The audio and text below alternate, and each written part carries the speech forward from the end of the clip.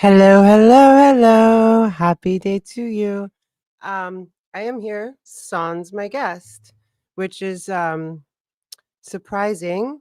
I don't know if he's running late or what the deal is, but big ups to AZ. You can follow him on Taz at TAZ and The Random Show. I'm going to give him a couple minutes, but we were supposed to meet. He's going to have to make this up to me for sure. I just wanted to come here because the live was scheduled, obviously. Um, we were supposed to meet 15 minutes before the show, sir. And so the whole day today was interviewing AZ, AZ Nation, big up, right? Um, you can follow his YouTube channels. You can follow him on Twitter. I'll put all that in the description. I hope you guys are doing well. I'm going to give him about 5 minutes before I go on to Haley's stream so everyone can go to Pretty Antisocial Podcast. Oh, here he is. But go to Pretty Antisocial Podcast anyways. Watch him say, like, Ashley, it's next Wednesday. I'll be like, what? Okay. So he's coming. Great. We're not going to be here. We're going to be here for, I always mess up. What is it called? I always chop up sayings. We're going to be here for a good time, not a long time. But I usually say we're going to be here for a short time, not a long time, which doesn't make any sense. He's going to be 10 minutes. All right. We might reschedule the stream because I do want to go hop onto Haley's. Let's see how quickly he can make this happen. How are you guys doing? Adaptus, Gym After Dark.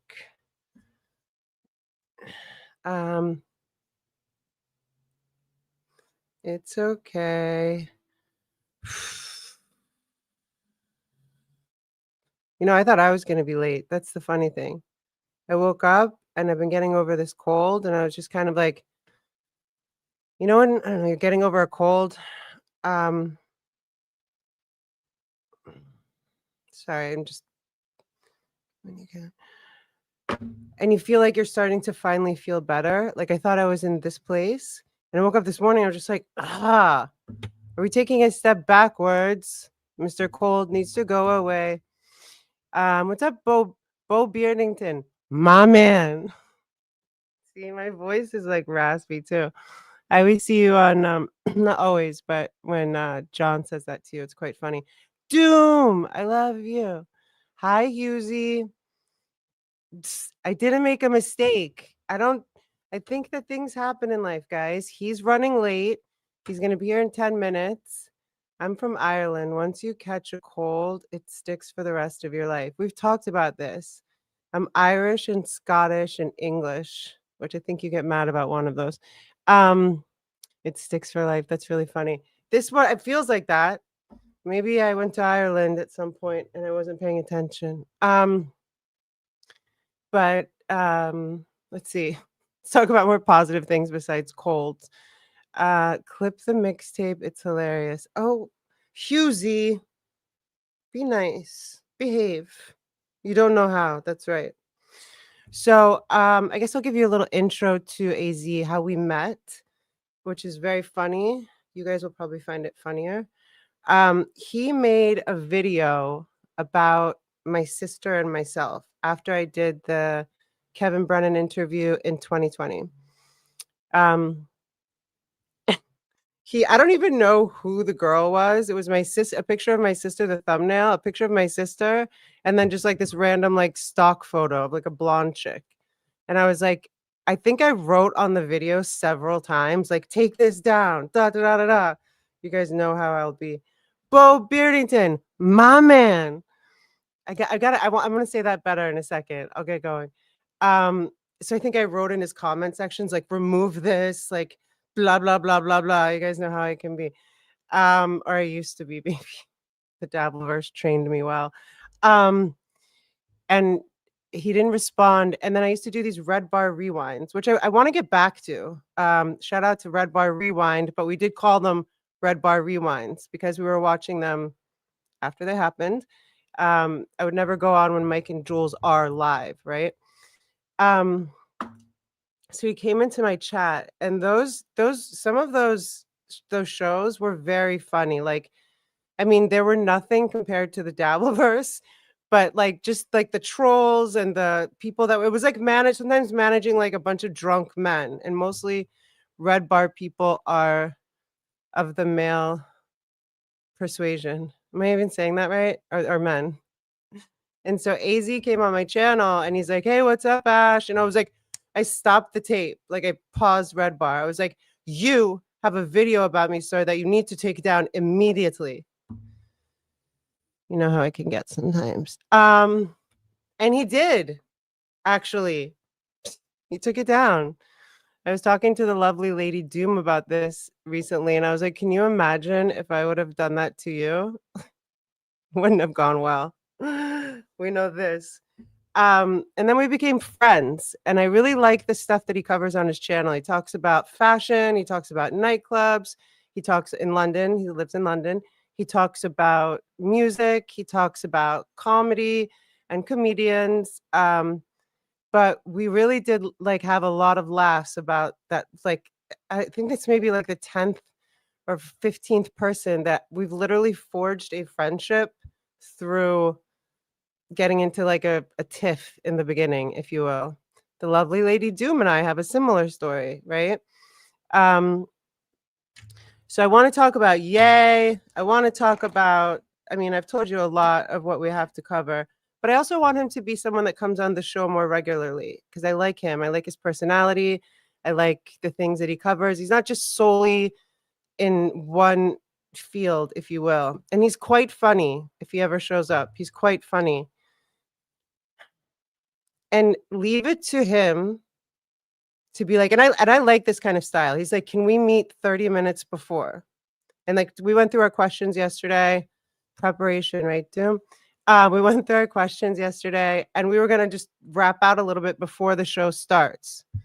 AZ, you're killing me here. So I was all ready by 8:30. Yalla yalla. I was all ready by 8:30. So now we're just chilling out. AZ from DC. That's funny. Thank you, Bo Beardington.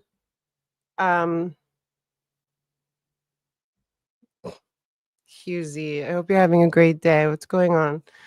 Is AZ from DC? Fuck yeah. DVD. You're so funny.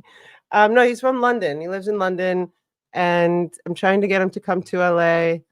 We'll see how that goes. He's never been to the United States. I want him to speak more about this. This is supposed to be a proper interview about and for him. Hi, Metal Gear Solid. Did you say good morning and I'm out? Oh, good morning in chat. Well, in news, I did paint my fingers pink and red. So some of them are pink and some of them are red. Shut up, Husey. Let's see. We can do some deep breaths. Let's do that. The Tommy Jordan. Oh my gosh, I watched MLC for the first time in a long time yesterday because Tommy Jordan was on the show, which was genius. I thought you did a great job. Let's see. But we're gonna take some deep breaths. I'm trying to figure out the lighting here too. Okay. So you can just let your palms face up. Close your eyes if you feel comfortable closing your eyes. It's like a dick in my face. Get out of here. I did a last minute sort of thing. Okay. So close your eyes and just let your palms rest on your lap or on your legs, wherever they're comfortable. I like palms face up because then you're in the field of receptivity. So anatomically, I'm able and ready to receive. And we're just going to do 5 deep inhales and complete exhales. You're going to breathe in through your nose and send the air low to your belly. And you're going to breathe out through your mouth, pulling the belly in towards your spine. Okay? So inhale, make your belly fat, fill it with air. Breathe it in through the nose. See how my shoulders went up? It might take more than 5 breaths. We'll be like 7 breaths. Because it takes a few breaths for you to remind yourself not to be breathing into your chest or your shoulders. So like that. Expand the belly when you breathe in. Pull the belly in towards the spine when you breathe out through the mouth. In through the nose, belly big. Out through the mouth. Belly goes in towards the spine. Pull it in so it almost hurts a little. See you in 7 breaths.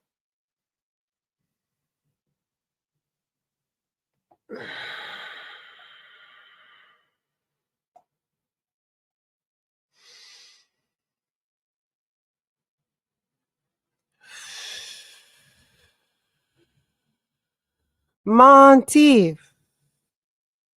Keep breathing in deep and breathing out long.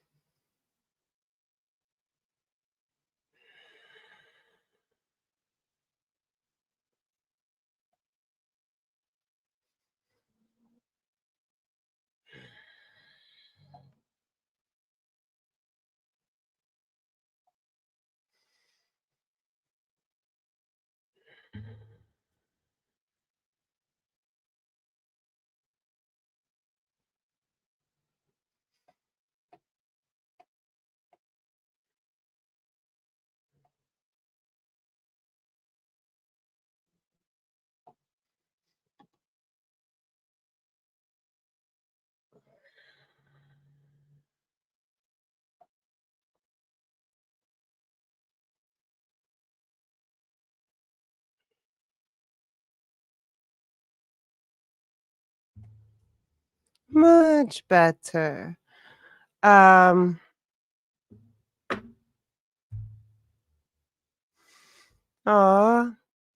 hi. Haven't seen you hi, Big W. So we're gonna give him another 5 minutes, I guess. I don't have a lot to say. I'm kind of exhausted. So I apologize for this. We'll see though.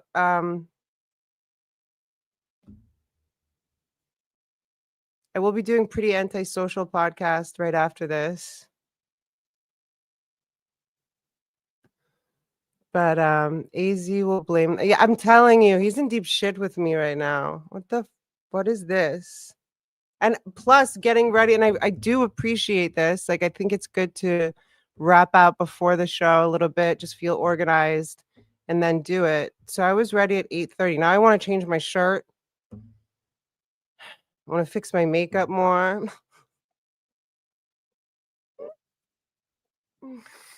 Oh my gosh, stupid stuff. What's up, Echo? How are you? Um, Meanwhile, now that there's I think there's a few Dabbleverse people here. Anyone going to Hackamania? Just kidding. I'm just kind of joking here, but I am gonna give him like 120 seconds and then do pretty antisocial because it feels like I'm not sure if he's gonna make it. I appreciate you guys all being here. We will reschedule it. But I told Haley I'd be at hers by 10. Okay, the man of the hour. You gotta be joking me. I love you, AZ. Oh my gosh, I did like a 15-minute intro already. To take your time. I always wondered what this flag is. Is it? Oh, hi. Thank you for that. I've been thrown out of various yoga classes due to wind-related issues. Could you give my advice on the matter? Give me advice on the matter? I think you meant. Could you give any advice on the matter? So wind happens, right? There's actually somebody that I know whose older brother has a band called Accept the Wind. And I'm like, is it about farting? I don't understand. The name of the band is Accept the Wind. The only thing I could think about was farting. So these things happen in yoga classes. I've never kicked anyone out of a yoga class for doing this because it happens. It took me like 2 or 3 years not to crack up laughing when people would pass wind in class because, like, for example, the first time it happened, we were all in like triangle pose. It's like 1 or 2 years of teaching. Finally, I have to finish a story about farting now.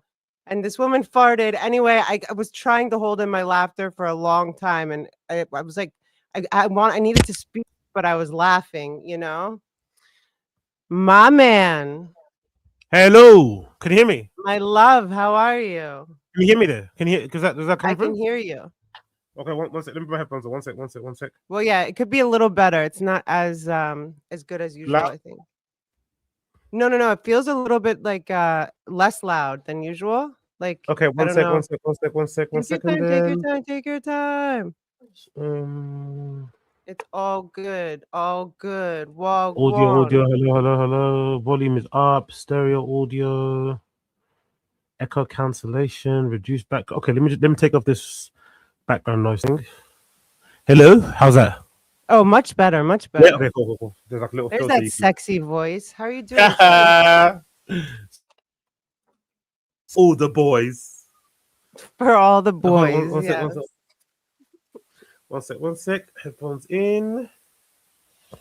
Okay. Bish bash bush.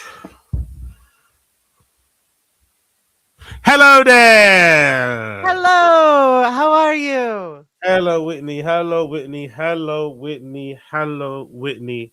Hello, Auntie Whitney. How are you? Are you doing it again? You're calling me Whitney. Why is everyone calling me Whitney lately? Hello, Auntie Whitney. It's so good to have you. So, I want to know, right? Do you really think we believe that you didn't buy views, Whitney? Do you honestly think that? Like, be honest. Do you think we believe that you can command 1 million, not 1 million people around the world to watch you solo rant on a pod? I'd like to know. Be honest with Well, us. obviously. I mean, I think that you guys just don't understand engagement and the things that I do on my channel, and that I have a great audience that doesn't like to leave comments because they're busy and they do other things. So accusing me of I mean, what are you accusing me of fraud? Oh, You think I just have YouTube in the palm of my hands? honestly, that explanation was like. Anyway, so She's before we sober for continue, 3 years. Okay. Sorry, love, go before ahead. before we continue, apologies for the delay. Apologies for the lateness to you. Apologies to Whitney. You, Whitney. Apologies. Nah, apologies to you, Ashley, first. We're good in the time. I should have been here promptly, but you know, life gone to life. So apologies. And apologies to all of you actually coming viewers out there for making you for for allowing you to wait for so long.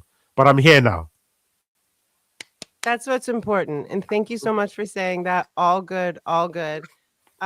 Anything that was going on with life that you want to share with us that made you late, or is it private? Um yeah, let's call it private. Let's call it Let's private. call it private. Well, let's I'll do what all comedy podcasters say. I'll tell you off camera. Sorry. I'll tell you off camera. Oh, that was fucking disgusting. Do you see the spit? oh gosh. So I'm breaking down here. I've got a broken elbow, a broken back. Oh Um, babe. I'm clogged up. I'm breaking. I'm Ashley. I'm breaking down. I'm breaking down. Yo, so am I. I woke up this morning feeling like super sick, and I thought I was gonna be late to our meeting before the video. And then I'm here at like finally, like whatever, 20 minutes late for our pre-meeting. Oh Oh my gosh, god. here we So go. sorry. Take your time. So sorry. Do you need to go get a This might be the napkin? worst start to a fucking podcast YouTube video ever. I'm so Well, I'm sorry. already making you do another one, as you know. If you don't know, now you know. What Do do you you mean? need What a do you mean? tissue, my love? What do you mean? Because I'm doing. I'm I'm doing another making you one. come on again. It's a compliment. I'm saying that I was saying before, I want to do like regular streams with you. I love you. I love the things that you cover. You I want me did to a come whole again? Yeah. 15, what, love? You want me to come again? Yeah. Oh my God. Don't get cheeky already. You were late. You're in trouble. No. Okay, no.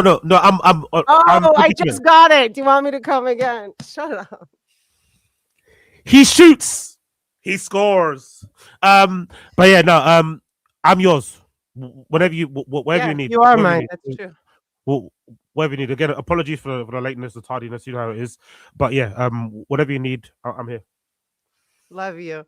Okay, so the first question we have, how long have you been streaming? Why did you get into it? What's your favorite thing to cover? I was telling them you cover fashion, you cover music, you cover nightclubs in London, you also cover comedy. But how long have you been YouTubing? Hi there, Ashley Cummings viewers. What a great question. Really, really great question. So, how did I get into it? I think I've had this channel for a while. I've had this channel. What come close to the camera? We can't lose another man.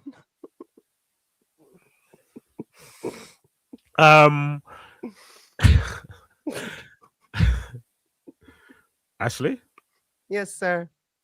let's be serious now. No, we've got to take this serious. You killed your head on. Thank you. So, what was the question? Sorry, I got distracted by Ashley. What's this question? It was such a great question. You forgot it. When did you start your first? You have two channels now. The Random Show. Okay, cool. There we go. Sorry. So, I've always been into YouTube, right? I've always been like enthusiastic YouTube fan, and somewhat of a little bit of a part-time bedroom YouTuber, right? I've had my channel for a long time. I think, I don't know, one of the oldest videos on my actual main channel where I used to do all the comedy stuff, which is what the actual main channel tags is the channel that famously I made the video bad mouthing old Ashley here, which led us to actually meeting, which is actually funny how things come around. But if I go on my actual videos here and sort by, I don't know, what's it? Oh no, you gotta go on my channel and sort by oldest. I'm pretty sure I've had my account since 2017 or so. I don't know, is it? Let me see. Video. Yeah, I think you have like 28,000 or 29,000. Let me see. Oldest. So the first video I uploaded on this fucking channel was 17 years ago. Wow. And that what was it? What was the first video? 2008. It was like I don't know if you can see it. I'll put it up to the camera. Back in the day, I was, I'm still very much, a fan of streetwear in it, but back in the day I was more ingrained in it here in London, especially. I worked at this kind of popular Nike store and stuff, and just running around, buying all the shoes, and definitely getting all the ladies, right?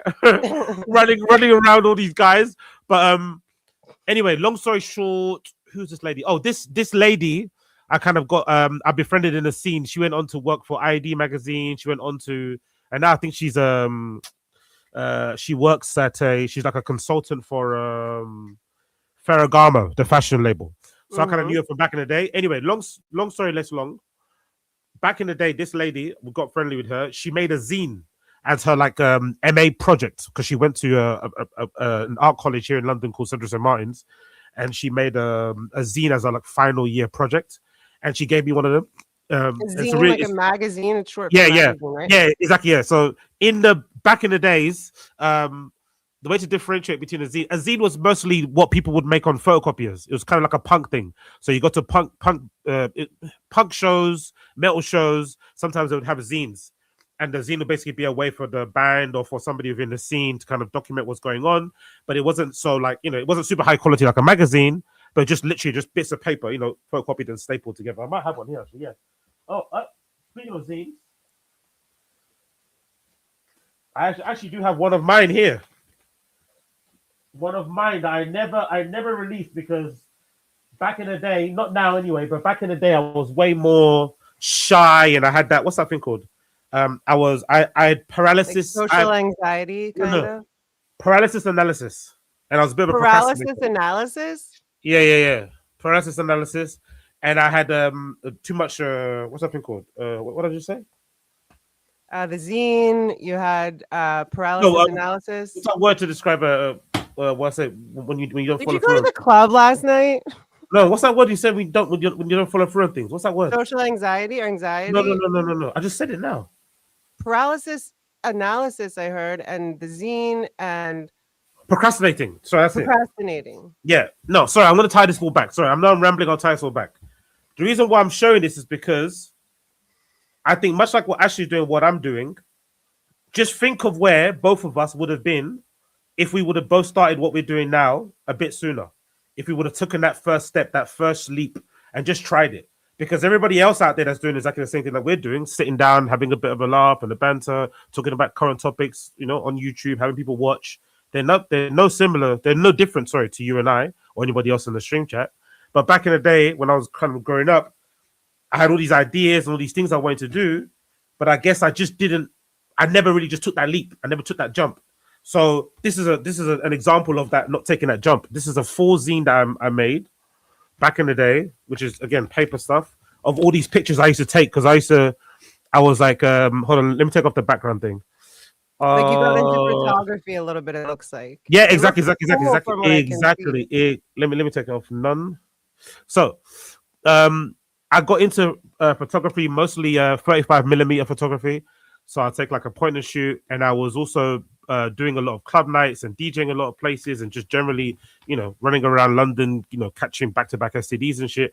And I would always document my night out and stuff, right? And take pictures and shit. And obviously, film cameras are really good for that because you never see the picture. So whenever you get developed, that's when you finally see the final picture. So I was gonna do like a series of zines documenting some of my escapades, and all these pictures are photography by moi, right? Photography Very cool. by Studio Agostino. But again, this never came out. This never was released. This never was put out. I have all 10 copies I have all 5 copies. Sorry, see, look. Will you send me a copy? I want one. Yeah. I'll give one to you. That's cute. What did you write inside? Was that like just like a night, like maybe like a little journal entry? I hand it to you personally. Yeah, I hand you personally. You'll get your ones personally delivered. Thank you. That goes to one of our questions. Your LA trip, which is in the works, right? Yeah, 100%. 100%. I'm so, to be fair, if I do come LA, I'm only really coming to see you. Let's be fair, because I didn't really. When I went last time, I didn't really enjoy it as much as I thought I did. I thought I would. Sorry, and the reason why is because I realized just how like clout obsessed and whatever conversations were. Like I think I went over there. What was it? 2017? I don't know what it was. Whatever, to go for the Tyler the Creator Festival, Camp Flogner. I think that maybe the second one or so at the Rose Bowl. I think was it Rose Bowl? One of the venues. Yeah, the Rose Bowl is here. Yeah. So I went there and I stayed in the hostel. I stayed in the hostel for the week. What year was this? I don't know. 2017. I don't know which was. So I was here. Oh my gosh. Do you remember where the hostel was? Yeah, I think it was at the Generator. I think it was off of the. It was off the place where all the stars on the floor. Oh, Hollywood Boulevard. Yeah, it was off there. I think it's called Generator. I'm sure, is it Generator? It's green here. Logo, hostel there. And even in the hostel, the conversations would go something like, "Hey, so yeah, what's up? What's going on?" And then as soon as you would make it known that you're not involved in the entertainment industry, you have no connections, you're not developing a show, you haven't optioned something, they'll just turn their backs and just walk somewhere else. So you're telling me that the hostel was slightly hostile?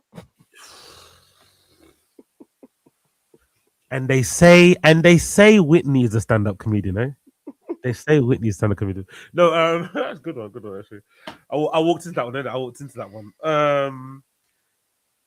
And and then I went to a party. I went to like a what was it, like a industry-esque kind of party. And had more of that interaction of like people just being very like jumping from person to person. And if you didn't offer anything, like, my dad doesn't work in CAA. I don't work on production. I've got nothing. I'm just a guy. And then what I did, because I like to do this, when I started sensing that, I started to lean into it more. So whenever someone comes to, what do you do? Oh, nothing. I'm currently unemployed. I'm just trying to, whatever. I'm just trying to make my way. And then I'll just basically make it like that. So just to really reduce it, because I hate when people only see you for your fucking Fake and stage. authentic. Yeah. Anyway, all that to say, now that you just reminded me of this, it's kind of made me think about the YouTube as well. Because I started 17 years ago, but I didn't really start uploading seriously until probably the pandemic. Yeah, you've been Yeah, very consistent. Like, will you go yeah, on what 2-3 times a week at least? yeah. I want to do long. I want to do more though. I want to do like 5. But what I want to do is just have like a consistent. Once I get the views and the income a certain place, the first thing I want to do, I'm not gonna go buy a fucking Cybertruck.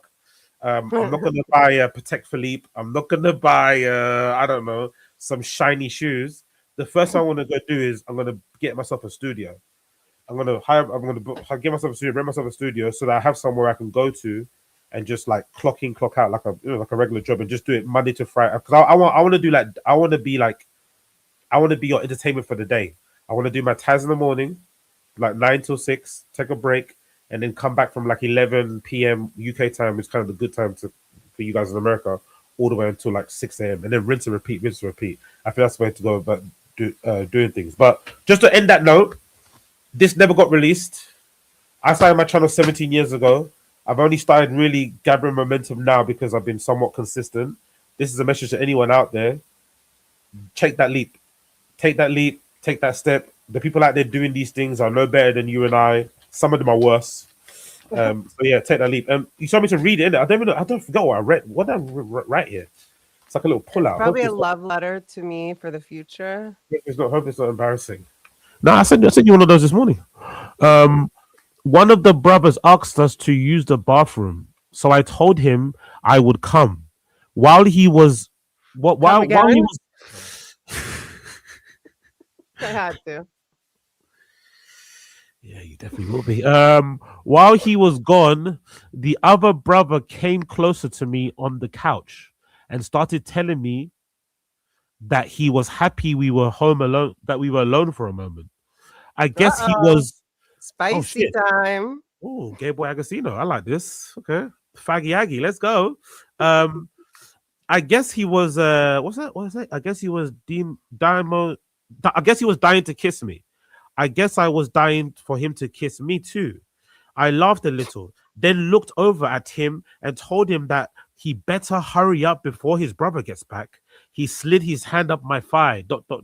She stops fucking my ass and goes to my pussy, repeating the words. What the hell was I on? This was a faggy Aggie moment. I am not sure that. Hold on. Let's just finish it because I literally have not read this since I made this in like I don't know. Well, okay, cool. As long as it's not against YouTube terms of service, which you're probably better at keeping up with than me. Let's go faggy Aggie. So she stops effing my derriere and goes to my vajayjay, repeating the words, quote, gimme, no, sorry, it's not gimme. Gemini. Why did I write Gemini? Like what? Maybe it was a song, or maybe that was their astrological sign. Sorry, viewers. Last paragraph. I promise I'll stop. This is it's just as bad for me as it is for you. She slaps my derriere. I let out a moan. I love it when she does that. Quote, I'm gonna come. She rams the cock harder this time. What the fuck was I writing? I don't remember writing this. I must have been on the highest, out partying and like maybe doing some fun, like what do you call it? Adult medicine? Adult vitamins. Oh, you listen to me. Hey, of course I do. I've been listening to you for like 4 or 5 years now. I used to run through. Oh, damn, you listen to me more than my mum does, man. Anyway, yeah, I used to get through like an 8 ball of MDMA a weekend. And anyone I don't even know what that means, but that sounds. I know what a serotonin. It makes you feel super high and super happy and euphoric, and you can dance for fucking hours and hours and hours. But on the other side, there's a crash, and I remember one of the reasons why I stopped doing it actually was randomly one time I did it. And I just remember waking up feeling super down. Like I just woke up one day and I was just like, what's the point? And I think that might be the only time I was considering self deletion. I was just like super moody. And then I happened to text my mate. I was like, oh my God, man, I don't know what's wrong with me, man. I'm just super down, super down. He was like, mate, it's the fucking 10 grams of MDMA you're running through. Of course you're gonna be down. I was like, I googled it. I was like, oh, so you're telling me this drug that makes you really happy and whatever and euphoric, it also has, if you abuse it or you do too much, it has, on the other side of it, it can also make you feel really depressed and down. I was like, Well, because I think if I'm not mistaken, it takes a lot of serotonin. yeah. Like it kind of uses your serotonin up or something like this. So then that makes sense. But you could have just gone and get another smacking in your derriere and you probably would have forgotten about it, right? Oh yeah, it's cool. Thank you for reminding me. Let's finish the last paragraph. She rams her PP harder this time. I let out a moan. She rams the PP harder. I explode all over it. She pulls me down by my hair and makes me suck it clean. It sort of tastes like Rubicon mango. Rubicon mango? Is that like a special kind of mango? No, it's a famous not famous, but it's a drink that a lot of people of a melanated nature in the hoods of London drink. It's like a little carton drinks and mango. The brand is Rubicon and they do different flavors, but Rubicon mango is the one that everyone in the hood drinks. So yeah, it's like what when Jennifer Lopez tried to pretend she was from the Bronx, like I think it was the Bronx or Brooklyn, and Jenny from the Block, and she was like, they asked her what her drink was. I mean, what her bodega order or whatever was. And she's like, this, that, and orange drink, right? That's an orange drink. Oh yeah, have you seen what's up with J-Lo? Have you seen what's up with J-Lo?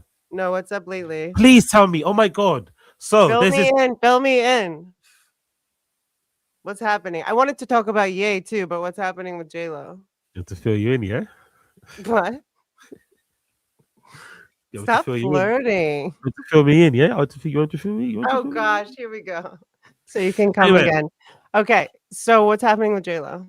So just as an overview, I don't know the ins and outs, but there's this guy who at red carpet events has this thing called a glam bot. It's like this robot thing camera. It's like this camera on like a rope on like an arm that spins around. You seen it? People do like pictures and they go. Well, it's like a selfie stick, but much more advanced. Yeah, it just spins around and people do like, there's a really famous one of like Taylor Swift doing it and she does it really badly. But it's basically a thing where like you're meant to like, if you're a guy, you're meant to get your tuxedo and like, flick it back and it kind of makes you look slow. Anyway, he's got this machine called a Glambot.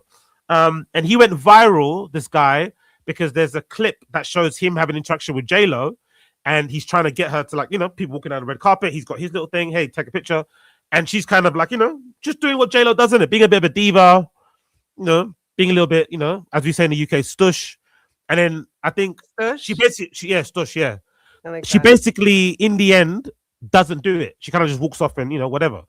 That starts a dialogue of like, oh, J-Lo is rude. She's so rude. She's so rude. She's so rude. Well, guess what? The guy that owns the machine, he then makes a video talking about, what happened and giving more information about, oh, yeah, hey, it was me. I went viral. Let me give you what happened.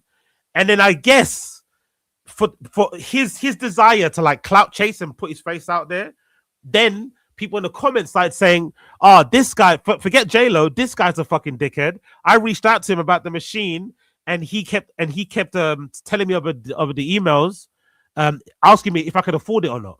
So a bunch of people written the replies about this guy that actually behind the scenes when you try and contact him, he's actually a dick. And now he's kind of getting cancelled for basically not giving regular customers the same treatment he gives celebrities. So when people email him, they'll show like a whole chain of like, oh, look, I emailed this guy because I wanted him to come to my wedding. And he's just being very, condescending, very curt, whatever else it may be. It's really, really funny how it all played out because it started off with everyone hating J-Lo. And then it ended with everyone saying, this motherfucker is even worse. Wow. And I'm going to bet J-Lo probably got it for free. What's that? The whatever the bot camera thing is. No, you don't Like, it pay. It's always just blew my mind how many it's just on things the red carpet. celebrities get for free. And Yeah, I yeah. get it to a point, but it's like they're the people that do not need that discount, right? Yeah, yeah. I think who said it? Who said it? That sounds kind of Oh, like the court of there's public opinion. there's I think what's his name? What's the guy's name again? The guy that owns Barstool Sports. The guy that owns what? Barstool Sports. Barstool Sports. Boston Bars, Sports. I don't know if Bars, I'm familiar with them. President. What's his fucking name? Do you guys remember in the chat? What's his name? Mm, Anyway, the guy that owns Barstool Sports, he's got a really good quote where they ask him about making money, and he basically says the same sort of thing, kind of like it's really hard to make like your first million, but then once you make your first million, the other millions become really easy because you're famous. People want to give you loads of things and give you loads of yes. opportunities. So that's the real weird irony of the whole situation. When it comes to celebrities, like the more celebrity you are, the more free stuff you get. Yeah. And then the more free stuff you get, the more removed you are from people, regular people and stuff. I don't know why I'm just thinking about this. Well, first of all, I wanted to establish your first channel is at TAZ, right? That's the one that you started 17 years ago. And I believe, if I'm not mistaken, the random show you started 2-3 years ago. Yeah. So there was a time. What was it? There was a brief time during COVID. I think the beginning of COVID. Yeah, fuck. I was bad luck. So during the beginning of COVID, I was one of the unfortunate people who moved jobs as COVID was happening. So I had a really good stable job where I was working for this marketplace called Depop, where and I was doing customer service there and stuff. There wasn't any room to grow and whatever else in the company, but in terms of just having a regular job that I can clock in and clock out in, it was fucking great. I decided to be like, oh, I need to do more. I want to feel that one purpose. So I went to look for a job that had more, offered more, maybe paid some more. I see this job for like a social media manager for this like new app. This new app. And just listen to the premise of the app. I should have known it wasn't going to work out. So it's during COVID, by the way. Just during COVID, it's just starting and all this stuff is happening. So I think it literally just started in China and I'm about to move. The premise of this new company I moved to, is that they were doing this thing where, do you remember when everyone was concerned about their data online? Not so much, but there was a period where everyone was concerned about how much data you have of yourself online. Take this back, take that back. So what this company was doing was that they basically designed an app that had like an interface similar to like Tinder. And the idea behind it was that you could purposely sell your data to certain companies. Those companies would then give you points or discounts on certain things or whatever. That was the whole premise behind it. Right? So let's see. Can I just walk this through with you and you tell me if I'm correct? So, for example, I would say you can buy all of my Instagram photos. Is that what the app was based on? But it was like a dating app, like sort of. No, like data, like so, like more so like you would tell emails? like they would give you surveys. They would give you surveys to answer. You might give them.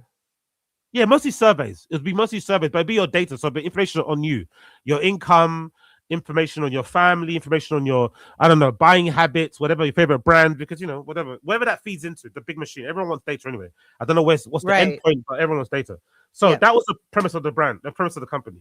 But how does that translate? Sorry, how does that come in? How does the dating part come into it? Because I feel like on dating apps, the last thing people want other people to know about them is their data, right? I thought you said it was like Tinder. You misunderstand me.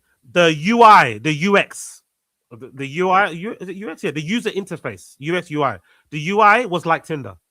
So that's what I'm saying. It wasn't a dating app. The UX was like Tinder. So you'd open the app and then you kind of like swipe to the companies that you want to, Oh, I see what you're saying. I'm explaining it wrong. It wasn't a data dating app. No. Well, that's what I was thinking. I was like, that would never work. But okay. Yeah. So the premise was that I'm looking for a guy with like $100,000 in debt. Where are you, daddy? No. Exactly. That's what I was thinking. I was like, probably everyone wants to hide their data when they're doing some kind of thing. I'm looking for a girl that doesn't even have a credit card. But actually, there is an idea in there, AZ. If you think about it, there is an idea in there. Like, if you could know everything about a person before you started dating them, that would change a I don't. lot. Unfortunately not, because I'm thinking there is an idea maybe in like an app where it's based on data like that, but I don't think, because in the real world, this is anecdotal. In the real world, nobody hates fat people more than fat people. We all don't. You know what I mean? None of us bat within our leagues. None of us bat within our leagues. None of us stay in our lanes. So Oh, even man. though there's a guy out there that's like, you know, got holes in his boxers, has mountains of debt, can barely hold down a job, he is sitting there saying, "No, I deserve a baller girl." I mean, he's not dating within his fucking earning fucking range. He wants the same goes to It other. never ceases to amaze me. I mean, I don't know if you're talking about just fat people in general or just overweight men, but it never ceases to amaze me the confidence y'all have, whether you're fat or not, or whether you're in debt or not. Hold on. Oh, hold on. Hold on. Hold on. Hold on. Hold on. Hold on.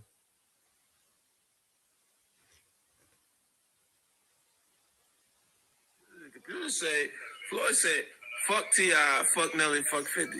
I'm like, what do you say me for? Nelly fucked your first baby. Yeah, what do you say fuck me for? Wait, who is that? You know this famous clip? Woke up, I look at the Listen. computer. The computer say, Floyd said, fuck T.I., fuck Nelly, fuck 50. I'm like, what do you say fuck me for? I stand with 50 though. Like, Yeah. why is he saying fuck 50? No, but what's he talking about? I have no idea. I have no idea. What did it have to do with us though? Oh yeah, job. That's it. Yeah, job. There we go. Sorry, COVID job. Yes. What happened to the company? They went belly up. Look at the L's. So Belly I'm down. working. I'm again brief. I'm working at a company called Depop, a marketplace called Depop. It's still now, it's thriving. They've been bought out for millions. They've got an amazing office in London somewhere. People sell stuff on there. It's a marketplace. They do great. I've got this job of customer service, but unfortunately, at the time I was there was no room for me to like go to another department. I wanted to go to maybe marketing, maybe brand, but it wasn't possible. So I, in my wisdom, thought I need more. Went online, saw a role, social media manager. It paid at that time, I think, it was like 37,000, and I might be like 27. So like a 10 grand increase. Pounds, right? Ooh. Yeah. So 37,000 a year. I was on 27 before. I was like, I'm about to get a BBL. So I applied for the role. I get the job, but in the midst of me getting the job, COVID is starting. It's happening, and in the same time, COVID is starting. At the same time, there was a big data breach with Facebook. I think is it Facebook or Amazon? I mean, which one? There have been so many data. It was there was like a really big, devastating one. I forgot which one it was. Basically, Probably the whole point Facebook. the whole point of the story was whatever my former company's USP was, that data breach kind of damaged it.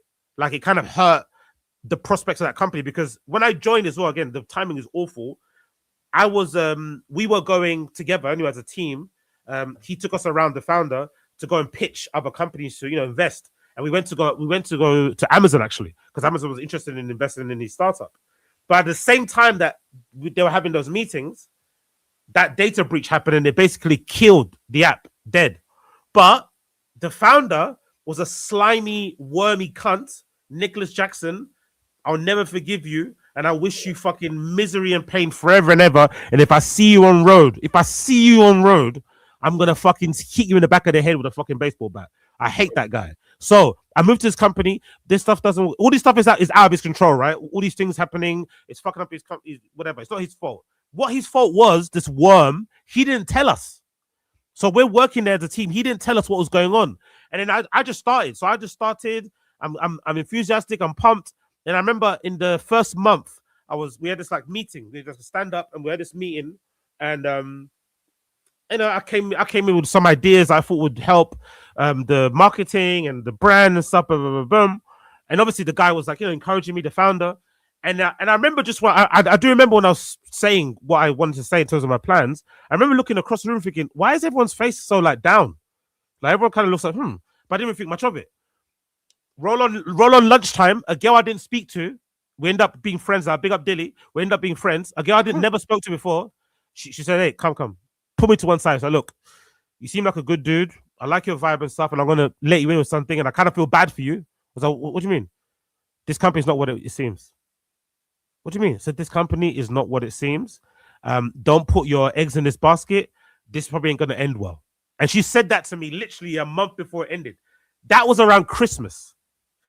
Around that Christmas on that time, right?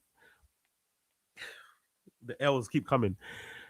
Christmas that time, I book a fucking romantic getaway to Manchester, right? A romantic getaway I booked to Manchester. With Diddy or no? Yeah? With Didi or no? Who? Didi, the girl that gave you the heads up. Wasn't that her name? You said shout out to No, Didi? no, not Dilly, no. A whole other person. Okay. So a whole other person? We book a Not romantic half a getaway person? to Manchester, and then the company goes under the time we're out there, and I don't get paid for that month when I was out there too. Was there anything you could have done though, like with that knowledge that she had given you? Like you had already booked your Christmas trip, your romantic getaway to Manchester. But in hindsight, was there anything that you could have really done with that information? I mean, you could have looked for other things, I guess, right? I think again, I'm a graduate of the Jocko Willink School of Extreme Ownership. It's all my fault. I think the problem is at the beginning, at the root. I was trying to escape my former workplace because I felt a bit, still I felt a bit like I felt like there was a ceiling on my head. I went to move to the other departments, but unfortunately I couldn't, and most of it was to do with like interpersonal things because I didn't really get along well with this lady that was the head of marketing at that time there. I think she was actually American as well. Fuck her. I can't imagine you rubbing anyone wrong. No. It wasn't. To be fair, it was more so she. I think she was which I remember her name.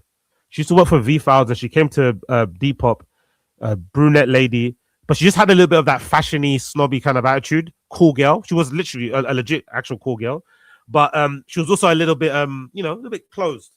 So she had her team, and that was it. She didn't really want to. You know what I mean? But anyway, long story long.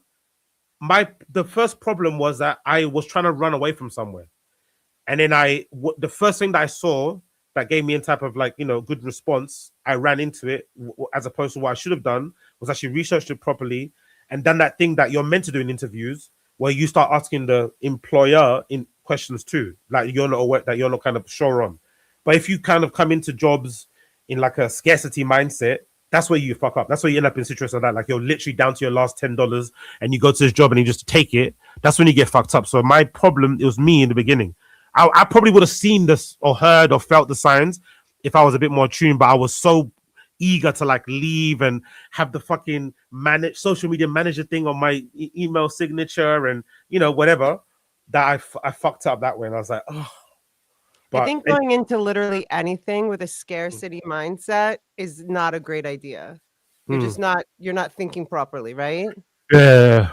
Hey, yo, big up Tube using romantic getaway. Brother, Manchester's beautiful. Why are you doubting a romantic getaway? Have you been to Manchester?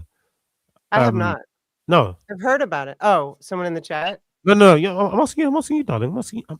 Oh, have I been to Manchester? No, I've been on the River Thames. I've been to London, and that's it. Okay, cool. London a lot.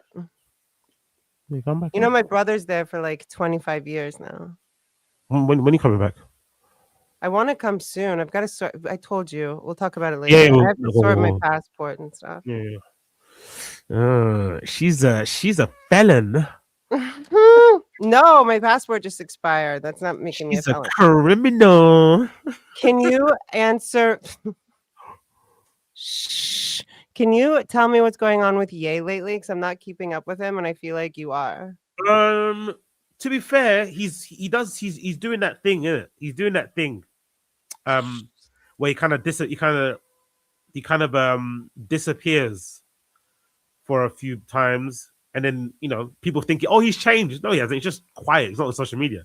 He still has the same views. He still hates Jews. You know what I mean? He still hates like one half of his family, the Kardashians, for some he thinks. I mean, I'm not a fan of the Kardashians. I don't even know them. But I love Ye. Feeling. I love Ye. I love Ye. Ye is one of my goats. Ye is one of my heroes, legitimately. But I think he has to fucking suck that. He has to take that on the chin and suck it up. You don't get involved with the Kardashians and then start crying when they start doing Kardashian things. I never ever respected or was agreeing with especially when he was with Kim, and he'd like, no, towards the end when they actually broke up, when he'd like make comments about, oh yeah, she was naked here, dressed this. Brother, you are with the you are married to a Kardashian. Like this, like, no. Even when he went earlier on, when they first got together, he was really like against appearing on the show, the Kardashians. Like, I mean, he'd be all like moody, or you walk off camera. It's like, brother, like, you don't get to do that. I'm not a fan of people who get into a relationship with somebody, know exactly what they're about, and then when they get into a relationship with them, they want to change that thing or they criticize that thing. No. If you didn't want I'm to, not sure he knew what he was getting involved in, though. He did, because if you're attracted to Kim Kardashian, you're attracted to her because of the whole package, the whole thing, the whole world, everything. That's what you're into. You're not attracted to Kim Kardashian because you want to, take her away and live on a farm somewhere. You want everything. You want the whole thing. So I'm sorry, you don't get to be in a relationship with that person and then decide, oh no, now it's too much. Now my kids, I can't. You should have known this before. Anyway, so all that to say, the good thing is that with this quiet time, what I'd like to see there was an article recently that he's on speaking terms again with the Kardashians, and they're like co-parenting pretty well. But I don't know. For me, I don't know. I'm not gonna lie. As much as I don't agree with the things that he says, I kind of can't not respect the balls to just fucking throw it all. To just risk it all for the belief in your views and the fucking conviction, of your vision. I kind of have to respect it. It's kind of insane because most of us wouldn't do this, because essentially he's alienating himself from the entire industry, the entire, you know what I mean? Like he's probably even forget on camera and in person, but there's probably a bunch of relationships behind the scenes that he's completely destroyed because of the things that he said. But he's willing to say those things because he wants to say those things, and he has a little bit of a conniving thing about him where if you tell him not to say something, he's going to say it. So I kind of respect that. I want to say one thing. If I'm not mistaken, in the last 6 months or 1 year, he was like the first or highest paid, not the first, one of the highest paid artists to go to China. China doesn't let anyone. Did we lose you? China doesn't let anyone. You're so cheeky. China doesn't let anyone go there. They're very strict about that. Not only did he make a ton of money, he did, I think, 3 or 4 shows and did really, really well there. But I felt like his falling out with the fashion industry was more deleterious to and for him personally than the music business. What's deleterious mean? What's that? Like had negative impact. Hello. Like I think he was more upset about that. Hello. Deleterious. I love that word. Okay, perfect. Yeah. I agree. I don't know. It's difficult because the fashion thing is the fashion thing. I think in general, away from his opinion, when it comes to the music, the fashion, the performances and stuff, he's just on another level. Even this concept he's got now with the Yeezy site, where the initial premise was everything will be $20. Obviously, things change and whatever, but still, I think the most expensive item on the store might be like $120. So he's legitimately done the thing that he always said he was going to do, or he dreamed to do, which was to democratize fashion. Which again, you have to respect him for, because he's at the height of the heights.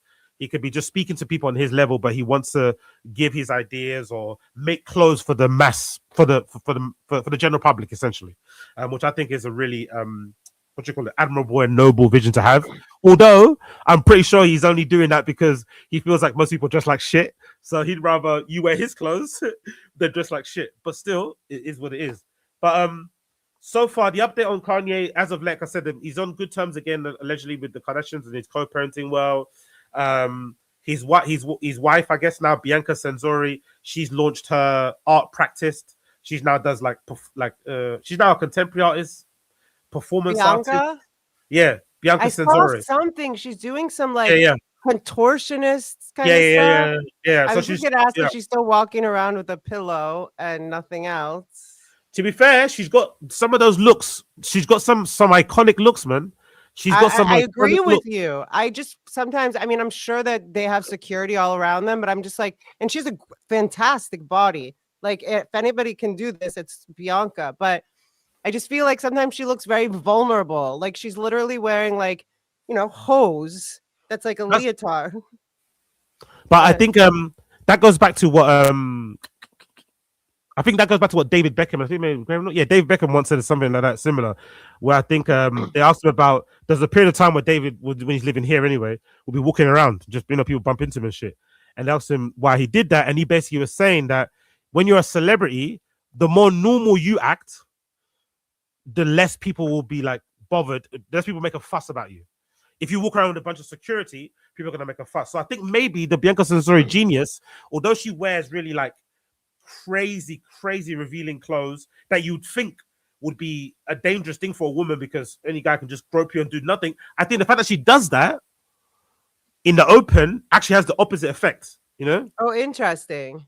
I mean, it's usually with Ye, and I would not fuck with Ye. Like there was a situation in Los Angeles where he was with Bianca and someone said something to her in like a parking lot. And you're right, they had zero security. They were in a parking lot of, I don't know, like I have no idea, someplace in LA, like a restaurant, whatever. And somebody said something to Bianca, and I think Ye like hit his camera or hit the guy. This was in the last year or so. Yeah, I remember. But I just sometimes think like if she drops the pillow, what happens? You know what I'm saying? If I could, I bet you, if a woman fully naked walked down the street alongside a woman wearing the cops would be called. Like a bodycon dress, I bet you more than likely the woman with the bodycon dress would be the one that would be harassed and groped more. Weirdly enough, I think the fact that harassed and grossed more. Yeah, you have a naked, you have Bianca Censori and a lady that looks like she's gonna go to like One Oak, like an LA club. She's got like an LA club outfit on. LA club outfit girl will probably get harassed more than Bianca Censori, just because Bianca Censori just looks so. I mean, it's a look. I mean, it's all out there. So I think that's the genius of her look, is basically wear it with confidence, but because you're wearing it, it's so nuts. People are either gonna be polite and try and look away, or they're just gonna like let you do your thing. Weirdly enough, I think that's what's happened. But I love her. I think the outfits are fucking amazing. I love how she consistently keeps pushing and questioning people's understanding of like the human body and how to present it. She's always exactly. I think it's always on the edge of like, it's always the edge of like, is it vulgar? Is it gross? Is it chic? I love it. If she like at first, I guess they've been together a while now, like maybe like 3 or 4 years ago, there was a lot of stories like Ye makes her wear these clothes, like she's forced to. And when I thought that, it almost felt like the opposite of like a burqa, like she's literally being forced to. But then you can, in interviews and a couple of things I've seen, she's 100% doing this because she likes it. She's into it. And I saw like the recent stuff she's doing with like, it's like contortionist art plus fashion. It's on her Instagram. Have you seen it? Yeah. Of course, yeah. And I think it's really cool. I also think she's stunning. I do not understand. I love Ye, but I cannot understand how someone could. Like, you know how he gets. Like, I think it'd be really tough to be with him all the time, if that makes sense. I don't. For someone like Bianca Censori, I don't think so. Maybe she's being performative most of the time. But sorry, go ahead. No, but she's a creative herself. I think they actually met because she used to work for Yeezy. Yes. Right. So I think for someone like a Bianca Censori, it's like I don't know. It's like a girl that's into a groupie girl type of thing. Like being in a relationship with somebody that's in the same thing that you're into, that kind of like spark and energy and connection that you have, it just trumps everything. So they probably understand each other in a way that, right. no one else understands them, or you know what I mean. So that they've got this. It's like it kind of whatever psychosis or craziness that Ye has and Genius is actually what makes them good together because. According to people like, was it Milo? Is it Milo? Who was, I think at one point was a chief of staff over there at Yeezy. He was always saying, like, behind the scenes, like, Bianca's like the one person that can kind of like, talk some sense into Ye. And he kind of looks at her as an equal, he kind of looks at her as an equal. So they kind of rub off on each other. So I think, obviously, based on Ye's dating history, it takes a special type of woman to be with him to make it work. And so far, she's making it work. Given all the, fucking all the step kids, the Kardashian, that baggage, they're doing pretty well, but she's holding it down pretty well, to be fair. Agreed. All right, my love, let's wrap it up. Is there anything else you want to plug or talk about before the next time you need to come on, which will be soon? Do you have any shows coming up? Yeah, I might do one later tonight, actually, but I haven't prepared any clips or something, so I don't know. We're wasting people's time and watching full shows anymore, so it's annoying. But wait, what, love? Say that one again. What about 4 shows? I might do a random show later, but I haven't watched any of the pods already to kind of get my own clips because I don't like to put the people through watching everything in it. And I think you should cover the clip I sent you. What did you send me? The one that you said, I'll probably save this for an RS show. Yeah. I'll do that. Yes. There you go. Thank you. There you go. Whoa, material, content. You're welcome. I'll add that to the docket. So I think that was so beautiful the way that man spoke. He said all the words I didn't know how to say myself. Yeah, no, he's killing it. Was it fried plantain? He's killing it. Big up him. Yes. There's a few popping up here. He's killing it. Fried plantain, right? Fried plantain. Is that the first person on social that's kind of like what you call it, advocate for you? Well, I feel like you were the first person that advocated for me. I'm just kidding. Do you remember the video you made? Yeah.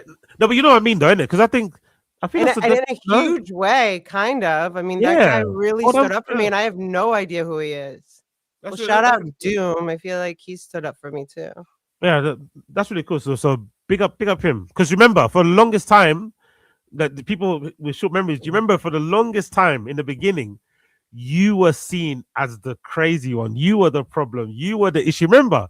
Do you remember? It's funny how things change, isn't it? Funny how things change. And I remember even back then, you told me, I promise you it's not me. I remember, I remember early chats. I'd be like, actually, are you sure you're not doing this? Like, I promise you it's not me. I promise you.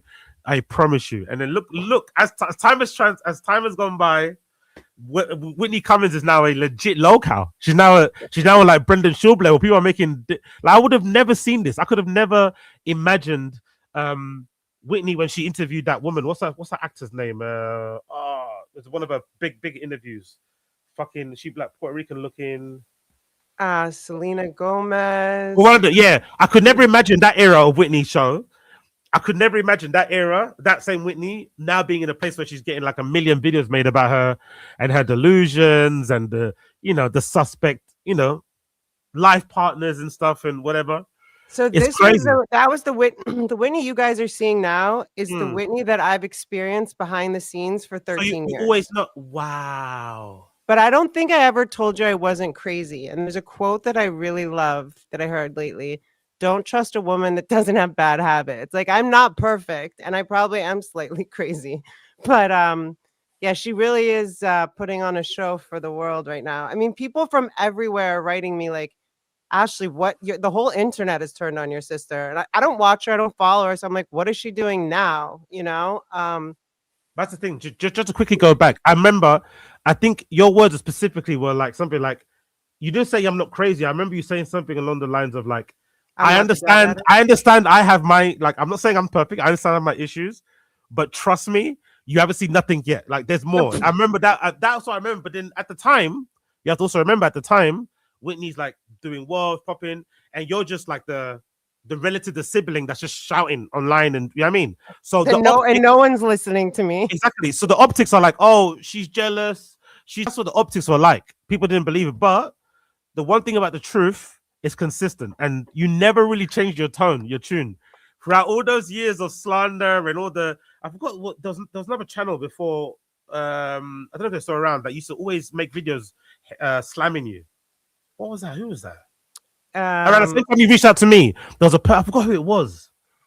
But all those people, whoever they are, you better come back around. I want to, you know what I mean? And make sure your apologies are loud and fucking clear to fucking yeah, fucking actually, because yeah, I can't imagine how you went through all that. But yeah, congratulations, you're on the other side now. You. Yeah, thanks. Well, actually staying sane through all that and having to speak very calmly and slowly and clearly now is, I mean, I guess I was trained. I mean, I trained myself in a way, but you remember, like, I think I had much fewer subscribers. Hardly anyone watched me, but I would speak and I was speaking the truth. And everyone's like, she's a crazy bitch. She's jealous of her sister and her sister's success. And I'm like, no, that's not how this goes. But why did you take my video down? Last question. Remember you came on the Red Bar Live, like I used to do those watch throughs, and you came on, I was like, you, and I stopped the tape. I was like, you. By the way, you have a video of me and I want you to take it down now. Why did you take it down? You're my inspiration for the watch alongs, by the way. So those Red Bar ones are really good, man. Yeah, those are really good. And you were doing it ghetto, just camera in front of the fucking laptop. I mean, ghetto. Yeah. Laptop to laptop. You remember? They were good, man. They were really good. Really good. Again, proof to you people out there in the comments. It's not about what gear you have. It's just about bringing the show entertainment wise. Yeah, I just love those. So what do you say? Yeah, so I took it down. Honestly, I was scared. I was scared. I remember when you reached out and asked about it. I remember I was trying to like disarm you with my like banter and stuff and try and cook around it, but you just kept coming back around to, okay, but take it down, take it. And I remember being like, oh, okay. So I couldn't, and I remember trying to, okay, let me, can I just unlist it? No, take it down. And yeah, man. So I remember what annoyed me the most is that wasn't even me in the thumbnail. It was just like a random blonde chick. Oh yeah, I know. That was because I couldn't. I think at the time you're like, who the fuck is Ashley Cummings anyway? I don't think I could have. No, I couldn't find a picture of you guys together. That because I want to make the thumbnail. I couldn't, so I just found a picture. I was like, okay, I didn't put. I knew it wasn't you, but I'm just, yeah. So that probably wasn't an you know what I mean? Like he's talking all this shit, and he just got some other bitch on the fucking thumbnail. But yeah, the reason why I took it down was fear, and the second reason was then, I slowly come around to your side. I was like, hold on. Maybe, she's a bit crazy herself. She has her issues, like we all have. But in terms of the villains in this story, you're definitely not the villain. That's the one thing for sure. You're definitely not the villain. So it's kind of, it's not good to see anybody kind of get unnecessary stick on social media and shit. And obviously, I, wish for a different type of outcome. But in terms of all the lashings and stuff that you got online, in terms of all the, the fucking, insults and stuff and this and that and whatever and people's perception of this and this, it must feel kind of good, man. It must feel kind of good. Weirdly good. She'll assist. You don't want to see her go through shit like that, but there was a time where you were, I mean, thank you for saying that. It doesn't feel good. I'll say that for sure. It doesn't feel good. It feels sad. Like, I have no idea how she's gotten to the point where, like, first of all, she has a team of people. How are they letting all this footage out of her just acting, what word will I use? Out of control, definitely not sober. Like, that kind of stuff is concerning, but it's the first time, and AZ, I think you know this, I've told you this a lot, like, I love my sister. All I've ever wanted to do is be the best big sister, and it's tricky. Her life is tricky. But, I don't give a shit about the money. I care about our parents' wishes being fulfilled. And I shouldn't be on a struggle bus or whatever, specifically because my parents' wishes were very clear. And then a lot of other stuff. It's like, she started talking about me publicly, calling me a drug addict with gangrene, shooting heroin on Howard Stern in 2012. Like, that was a huge blow. That was probably when Howard Stern had the most viewers. like the height. And that choice was a choice that changed the trajectory of my life forever.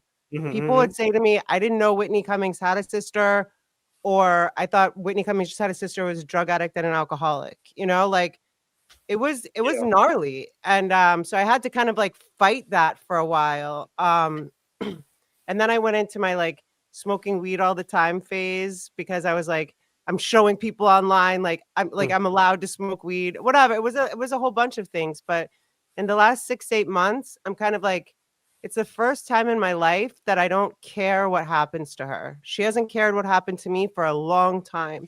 It's the first time I don't have this little like loyal Ashley that's like, I gotta go to bat for her. I gotta save her. That's so sad. You know what hear. I'm saying? That's really sad to hear, man. It really is, because obviously for all of us on the outside, it's entertainment. You know, it's funny to see all this kind of play out, but you know, behind the scenes, at the heart of it, there's two siblings. You know what I mean? Two sisters, two people that were definitely had a lot of love for each other at one point, had each other's backs, and just, you know, through life and whatever else it may be, and just, I don't know, egos, mania, who knows what happened. We got into the situation.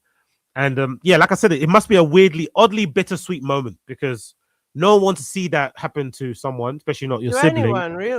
But like you said, I do remember when she used to do that thing where she wouldn't ever like say your name, but it'll be quite clear that she's talking about you. A family member. And you know what I mean? It was just like, brother, man, like, and you have way more of a presence now on social media, right? You have way more of a presence on social media. People know you by your name. They'll say Ashley Cummings. Back then, you were just known as Ashley Cummings. You didn't even have that much. So it was like, why are you like trashing me like this? I don't even have a social media presence. What the things you're saying are now harming my reputation or my character in real life, affecting me IRL. I don't have a way to defend myself because my voice is too low, and no one's gonna, you know, my voice is too low, my platform's not big enough. No one's gonna listen to me. And also, I'm the crazy drug addict sister, family member. There we go. I'm the crazy drug addict, whatever. And then people just chalk up to the thing of, oh yeah, that's a disgruntled, you know, unsuccessful, jealous, whatever sister. But then, you know, when you dig a little bit deeper, you realize that all of that stuff that she was saying was merely just a projection. Really, think about it. I was just gonna say projection, and you said it. It really was a projection on the things that she was maybe wrestling with. But it's just wild how humans in general, anyway, we can do a good job of hiding who we are. We can really do a good job of hiding our true nature, but we're not perfect. We can't do it forever. Eventually, people will see the real you, and that's why I think, especially on this sort of stuff, when it comes to content, that's why I've always said it's really, you know, I've always had this kind of idea that when you do this sort of stuff, don't lie. Don't lie. Don't pretend. You can choose not to share things, but do not lie. Do not fake the funk. Be really who you are.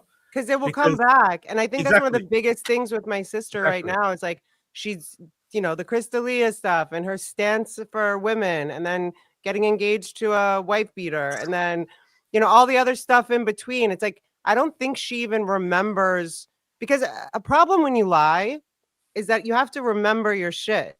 And she says so much. Like there was somebody sent me, because, you know, and you're exactly right. And I appreciate people like you, like the record keepers, like people that actually give a shit about other human beings. Somebody sent me something. This was 3 years ago. Your sister's talking shit about you on Rogan again.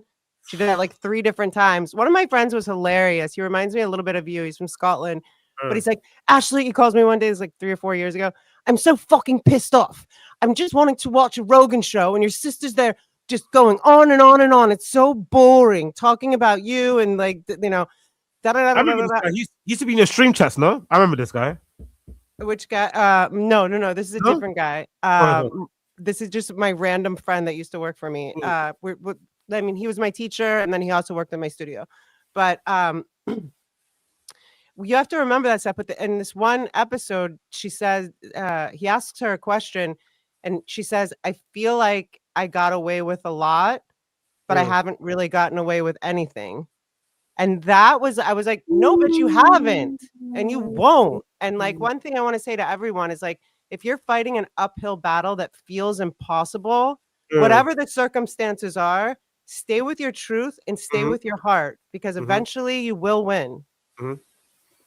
And just to add a final point on that, also remember, bless your heart, throughout that entire time that you were getting started, remember this now online, you were still like, now you're kind of like, whatever happens to happen, so you're kind of a bit more of an arm's distance.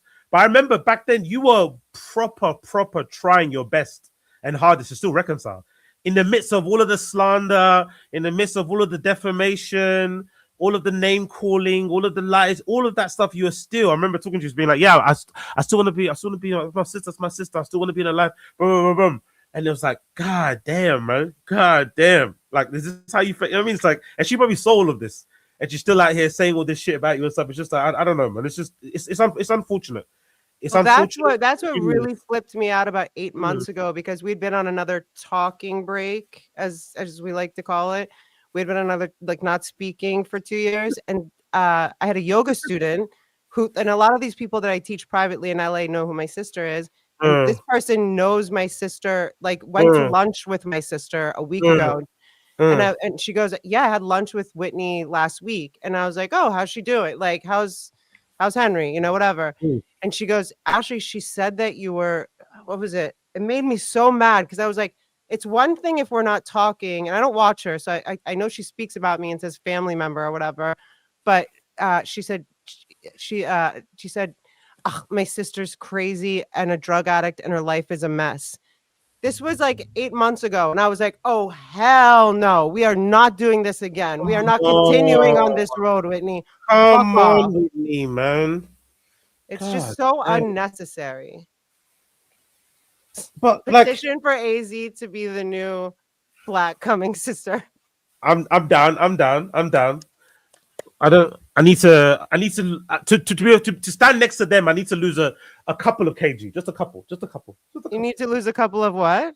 Just a couple kg. Bang your chest. Yeah. Bang your chest. No. And just on that point, when it comes to stop saying that she's sober. And also, yeah, big up on Aziz. This is my Venus and Serena, my Mary Kate and Ashley, my Jake and Logan Paul. I love this. Yeah, Aziz. What is it? What is his name again? I love him. He's always in your chat. Yeah, Aziz. Azad Aziz. Let's high five. I love that guy. Love him. Let's high five. We're gonna have to keep playing with this. What about next Wednesday at this time? Yeah, I'm down. Oh yeah, sorry. Just quickly on that sober point. Just want to get your thoughts on this. What do you think her obsession is from then until now? You see her with this like drug addict thing. Why can't she just like insult or criticize you and your character or the things you're like? Why do you think she was? Because I remember that was the thing that she used to always say, like you were just like this crazed like crackhead or something.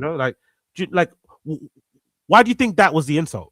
I'm sorry, can't you tell that I'm a crazed crackhead heroin addict? Doesn't that come off pretty... It's a weird one, isn't it? To go like so. Well, first of all, I'd like to circle back to what you said. I think there's a lot of projection there. But yeah, I mean, she even exaggerates. My mom drank wine, believe me, like almost every day. Yeah. But she wasn't a violent, crazy drunk. Whitney makes up stories about my mom. She makes up stories about my dad. I mean, like. She has a very creative mind. I will give her this, but I have no idea why she chose that angle. I guess it's kind of hard to call me ugly, right? No, I mean, it was a move. I mean, when she first did it on Howard Stern, both of her shows, 2012, both of her shows were canceled. It was Whitney on NBC. And Two Broke Girls kept going, but she had a show on E called Love You Mean It, which was like our thing, by the way. Love You Mean It. So I asked her, like, did your publicist tell you to do this? Like, she basically blamed the cancellation of her shows on me, saying that because I was a drug addict and I had to go to a unlicensed rehab. That was like the whole angle. So no way. Did your publicist tell you to do this? And my sister was like, Ashley, I didn't say your name. I was like, you only have one sister. Like, the millions of people that watch Howard Stern, first of all, can figure me out real quick. And I'm not a public figure. Second of all, anyone that we know knows I'm your sister. You have no idea. People are messaging me on Facebook, on Instagram. Ashley, are you okay? Are you addicted to heroin? I was like, huh? Jesus Christ, man. And she didn't even speak to me about it before. But again, that move, in her words, she said, Ashley, I took the first shot at you in 2012 on Howard Stern. And I was like, yeah, you're goddamn right. It was a shot too. Yeah. Could you imagine if at that time you were also trying to carve your own career in the entertainment industry, and she's putting all these fucking entertainment? Me? Oh, if I was, I never. Yeah, if you was no, but just imagine you were doing your Oh, maybe that was her fear. and you were doing your own thing, and then she's putting out all this stuff up, and you know how it is in any industry, in any whatever. It's it's about reputation and what people think of you. You know what I mean? So if word gets around that you're this crazed, foaming at the mouth, jealous, it's gonna affect your paper. It's gonna affect your opportunities, your jobs. Like I really do, and forget all that. That's not important. Motherfucker, it's your sister, man. Like, if you're gonna publicly insult family, you don't probably do it in public anyway. Even the Brooklyn Beckham stuff, as much as I understand his frustration, I think you can't do that sort of stuff publicly, because once you do that publicly, you kind of burn a bridge, and you essentially decided that you're going to be on that side over there with your wife's family. But you should always try and reconcile. But if you are going to publicly say things about your siblings or relatives, you should talk to the situation at hand, the strength, the lack of the character, whatever. But just throwing out lies and accusations like that is like that's something that you do to a stranger. If you want to like get under the skin of a stranger, you want to fucking ruin reputation of someone that you don't know, but someone that you literally are blood relatives to, you should be handling that with a bit more grace and care, not just be like, because even if you did, like, imagine if you did do something to her that was unforgivable, or if I was a crazy drug addict. Yeah. It's still not grounds to be on to be a global online. microphone campaign, smear campaign for 8 years. Especially given where her stature was at that time. I remember at that time she was one of Rogan who used to say she's the smartest person I know. The smartest person I know is fucking Whitney Cummings. She was high. That pod was doing fucking great. She was, smashing it. And here you are every moment, saying the 5 member that who will not be named, and just putting out the lies there in the beginning. Because you were, as well online, you were moving a bit like BGL sometimes. You do remember you weren't really.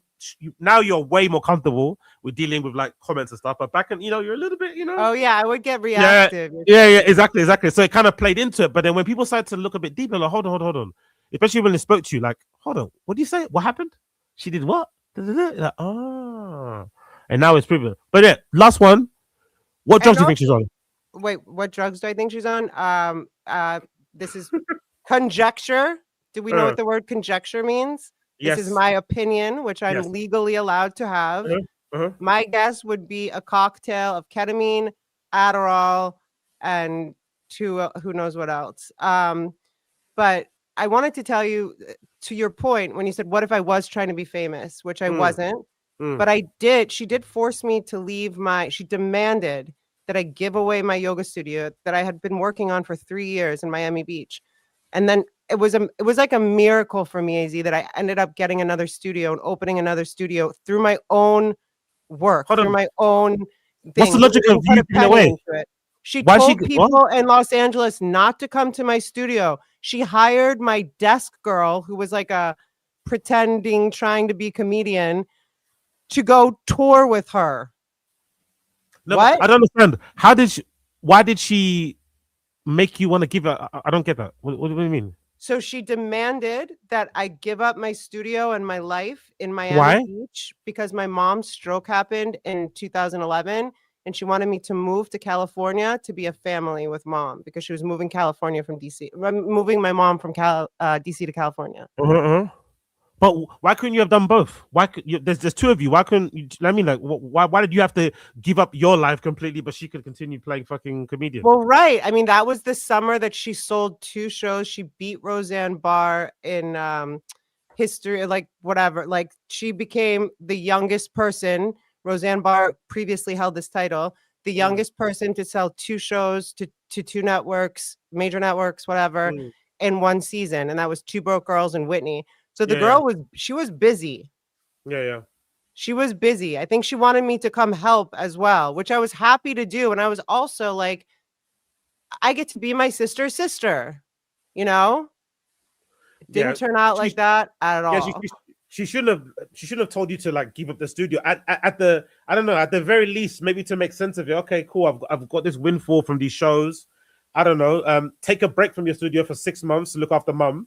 Here's some money or whatever.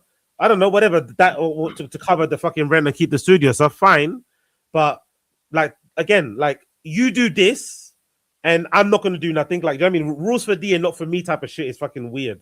Yes. Oh yeah. And she's just double downing or triple downing. I don't know. I mean, the lack of awareness is kind of wild. I don't think she realizes the gravity of what's happening right now because she does live in this very kind of bubbled existence. But like her whole, I've said this to her privately, I'll say it publicly. Your whole house of cards built on lies is crumbling down. And it is, you know, I respect myself, I love myself, but it has been a lot for me to go through all this stuff for so long. Yeah, I can imagine. I can imagine, man. You are incredibly strong because, like I said, I remember I was out in these fucking detractor streets. I was outside, and I remember the things that would be, and I think that might be the reason why I even put the video out. I just jumped on the bandwagon. Hey, new fucking topic to talk about. There's this crazy. Oh, I was gonna say back to the hostile, the hostile hostel. To quote my sister, and I know exactly what you're talking about. She used to have this thing that she would say when she would go to parties: "Can't help me, can't do it." Meaning, if she spoke to someone that couldn't help her, she couldn't speak to them because she just didn't have the bandwidth. But I wanted to ask you, coming from London, from England, what, like, because people see the stars, the Hollywood stars in movies, and it looks very different in real life. Yes or no? Yeah, 100%. The first thing that was really embarrassing to tell you, the first thing. So this was, I'm pretty sure. Let me just see 1 second. I'm pretty sure it's called Generator Hostel Los Angeles. I'm pretty sure it's the one. It's off Hollywood. It'll be on off Hollywood Boulevard. Yeah, that's the one. Cool. I've seen it. Yeah, Generator. Cool. So, number one, I'm in LA, staying in the hostel. That's already a little bit of to take a bit of the sheen of this visit, right? But I'm also not there to do like an LA thing. I'm there to go to a festival, Camp Flog Nord, right? So I get there, and the thing that's funny is that, you know, those people that dress up like characters in movies, and they do like pictures and shit.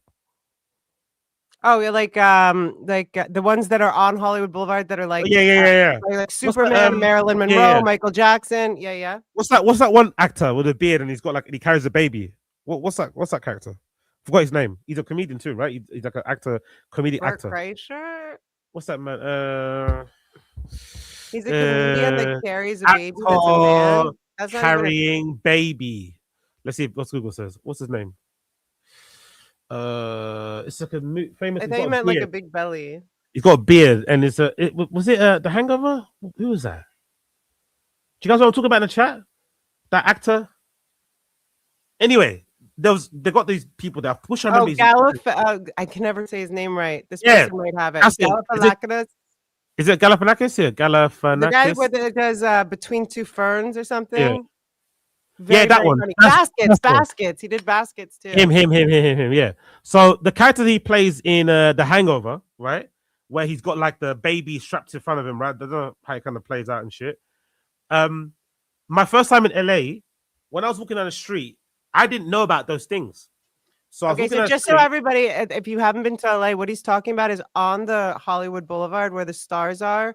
People dress up as Superman, as Marilyn Monroe. I think there's like 3 or 4 Marilyn Monroes. There's Michael Jackson, and then they get tips, I guess, right? They have like tip cups and stuff. Yeah. But so if you guys don't know, that happens on Hollywood Boulevard every day. So you didn't know about it. I'm walking down the street, and I walking, you know, I'm walking on a road. I'm random road. I don't know what road I'm on. I'm just on road, and I bump into I see someone that looks like this, right? And I'm like, oh shit, that's yeah, that's the guy from Hangover. That's the guy from Hangover. That's the guy from Hangover. And I start fanning out. And then I remember I was with a couple of guys from the hostel, and they're like, "Mate, you do know that's like that isn't the guy, you know? That's just a dude that's wearing, you know, whatever, getting money." And of course, because they look very similar. They put a lot of effort into this. I had no reference, so I just got there, and I'm walking down the street, and I see someone. I was like, "Oh shit!" So that was the first weird kind of LA experience. And then in the hostel that I was staying in, there was a couple like up and coming like director guys and, you know, stuff that did like small movies. So I got to meet the like somewhat slimy director guy, the person that would put an ad on like fucking what's that site people used to use to fucking put ads on back in Billboard? No, the white. No. It's white. You put listings on there. Craigslist. Oh, yeah. So I met a director Backstage, guy. The type of guy that would cast these actors in that. The type of person that would maybe linger, put his arm around people, whatever. And because he was staying in that hostel, because I think he was working on some movie or something. And I remember for the entire time that we were there, he was just like, you couldn't get more creepy and more sleazy around all the girls that are there. And this was like an older dude, like the classic ponytail, slick back, like awful. And then I remember, Aren't you embarrassed? The cringe and embarrassing thing is that the party that we went to, that I said it was really weird because everyone was like trying to like get something from somebody. And the moment I started to like, you know, I guess because of my personality, they all kind of thought I was somebody. But then I said, no, I'm just a guy here visiting, chilling out. I feel like that would so happen to you in LA. Yeah. Like people would be like, who is that dude? So they'll just turn their backs and walk away. And then I remember that guy in the hostel, that fucking sleazy dude. I remember being like, wow, man, LA is fucking weird, isn't it? Because he was really trying to hustle for his movies and trying to like network them around. And I remember he had something I've never seen before. He had like a business card, right? And on his business card, he had loads of little tiny posters of the movies he's done all over the business cards. Like little like of whatever the little tiny ones. I was like, oh my god, bro. And I remember because wherever this industry event we went to, in the hostel, he was always wearing like cargos and band t-shirts. And I remember he rocked up to the event with like the cargos, but he had like a blazer. I was like, oh, someone's looking smart. So he really took that event seriously, and he was trying to. And I remember I was like, fucking hell, imagine hustling and giving people these little laminated business cards of these little tiny pictures, barely legibles, fucking pictures like on there. So desperate. Like people do have IMBD. Like if you give someone a business card and if you worked on a bunch of films, they'll look up your name if they're interested in you, and they'll see the projects you've worked on, you know? But then the thing that I loved about LA, the other side that I liked is that I was in that hostel, and then it was a group of us, mostly Australian and New Zealand dudes, because they're usually the ones that kind of like, you know, travel the furthest and do loads of random stuff. So I kind of befriend these guys, and then we end up kind of exploring the other side of LA, where we went to this really great sports bar that had karaoke. We went to the Rainbow Bar and Lounge where we bumped into Ron Boulevard. Yeah, that's a pretty epic, iconic place to go. It's like almost historic. We ate and drank in there, and then whilst we were in there, Ron Jeremy came in. Shut up! That's so funny. Yeah, and I've got a picture somewhere. I think I found it. I'll need to get it up again, but I've got a picture I took of him ages ago, and he comes in with like a crew of like escorts, and he's so short, right? He's so short. I met him in Miami like I don't know, 10, 12 years ago. He's so little. Yeah, like so tiny. Little. He's very little. His face, he came in. I was like, "Oh shit, Ron Jeremy!" His face lit up when I recognized him. He came in like, "Yeah, big man," and we took some pictures, hung out a little bit. We took a couple shots, and then the thing that was funny is that all the girls that were there with him and stuff, they all literally came around our table of guys, and they all individually handed us their business cards, or like their little business cards, and they were very well done. Like, you know what I mean, like very nice cards and stuff. And then we went to, I forgot the place. It's like a really famous metal live band place, like a venue. Whiskey Go Go. Yeah, there. So we went there at the end. I think that was the first time I drank a Pabst Blue Ribbon beer and stuff. We jumping up and down, having a great time. So I like that side of LA. That kind of like real side of LA. I liked the entertainment side. I'm not really. I wasn't really that enamored with the kind of industry type of thing that I saw. But the real part where we got to go to like dive bars, we got to go to like, you know, shaky restaurant type of things, live shows. That was quite good. And of course, Runyon Canyon I really liked. I enjoyed going on hikes over there. That was fucking great. That's Just be dope that able, you made it there. Danielle's from yeah, England and she's here. Hi, NJ Ranger 201. I'm still displeased with you. Danielle is from my friend that I talked to you about a lot. She's yeah, from yeah. 3 hours outside of LA. Big up, I mean, Danielle. sorry, 3 hours outside of London. Big ups, Danielle. She was so funny because my job where I work is very close to Whiskey A Go Go and very close to Sunset. Oh. And so she went to Hollywood Boulevard, and I'm like texting while I'm at work. I'm like, please be careful on Hollywood Boulevard because I'm sure you noticed there's also, you know, some riffraff there, and she's like a cute, adorable, tiny little blonde girl, and I'm just like, Yeah. can you just? I was thinking you'd chill on Sunset or go this way, like this direction on Santa Monica Boulevard. She's like, I'm going to Hollywood Boulevard. She said it was so funny, and that's what she's writing right now. She's like, the worst is trying to get a bottle of water. Like she went to ask for a bottle of water, and they were like, "What do you want?" And she was like, "A bottle of water." And they're like, "What?" And then she actually developed this really cute American accent, which freaks me out. But she goes, "Can I have a bottle of water?" Yeah. Hey y'all. Hey, can you say? Can I have a bottle of water? Can I have a bottle of water? Oh my god! Can I have a bottle of water? Can I have a bottle of water? Rad. Oh my god. So he literally yeah, I can't do whenever I do an American accent, I turn into a woman. I don't know why. Hey y'all. Welcome back to the show. It's so oh my god, so good to have you. So you do go very feminine there. Yeah. Okay, Faggy Aggie, I'm just kidding. I love you. So next Wednesday at 9, and you will not be late, right? Yeah, I'm done. I'm done. Let's do this. Yeah. Okay, I'm so excited to have you. I've missed you. Oh wait, when's the next random show? Are you doing one tonight? Yes. What time? So we can all tune in.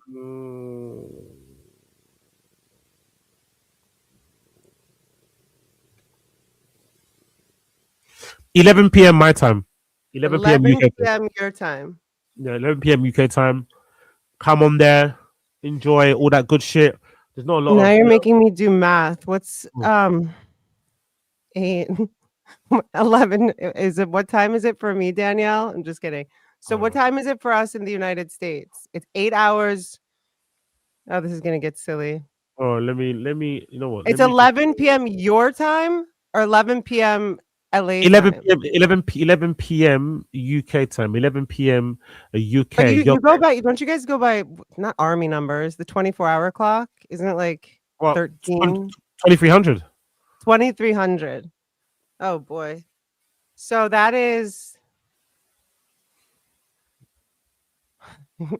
That's 3 p.m. LA time, and that's 6 p.m. Okay, it's 3 p.m. PST, and it's 6 p.m. I'm so proud of myself for that. It's 6 p.m. You got there in the end. You got there in the end. What, love?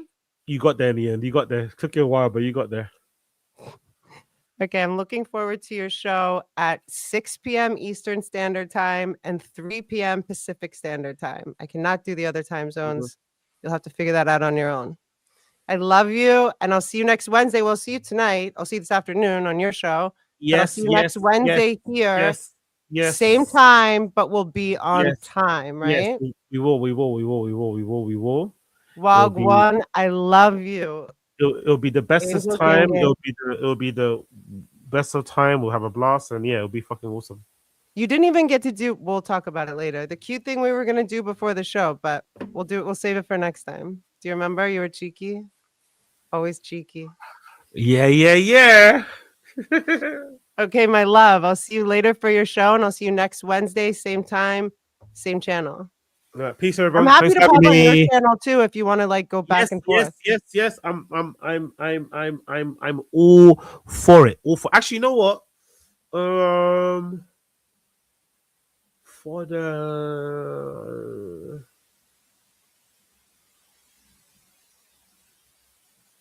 Actually, yeah. You know what? For this one, when I watched the clip, come on, jump on.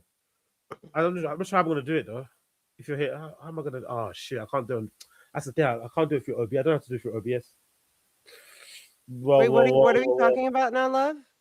Random show. When I do the random show, Mm-hmm. I was going to react to that fried plantain video. That he Yes. did. If you want me to pop on, Yeah, yeah, I'm happy yeah. to. So But what are I'll you do? only using OBS or Yeah, I guess after you do StreamYard. can't you add? I feel like I can ask Danielle this and she'll know. I feel like you can add guests with OBS or no? Yeah, I think you can. I don't know how to do it.